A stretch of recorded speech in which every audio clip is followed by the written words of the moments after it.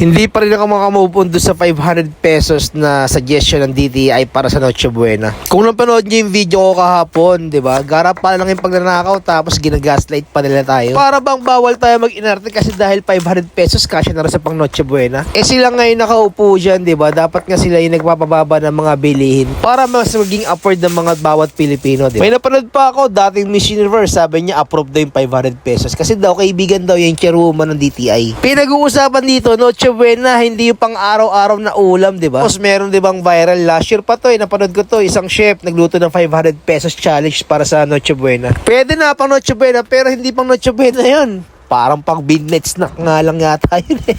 Ang sa akin lang, Noche Buena yung pinag-uusapan. Minsan lang sa isang taon, tapos bibigyan mo ng ganun suggestion. Kayo nga, yung mga nakupo dyan, try nyo nga yung 500 pesos para sa Noche Buena nyo. Panigurado, hindi nyo kakainin yun. O sige na, sabihin natin kasya na nga yun. Pero sinasabi ko nga, kahapon pa, baka pang isang tao lang yung 500 pesos na yun. Babay na, ang kakapal, nyarap!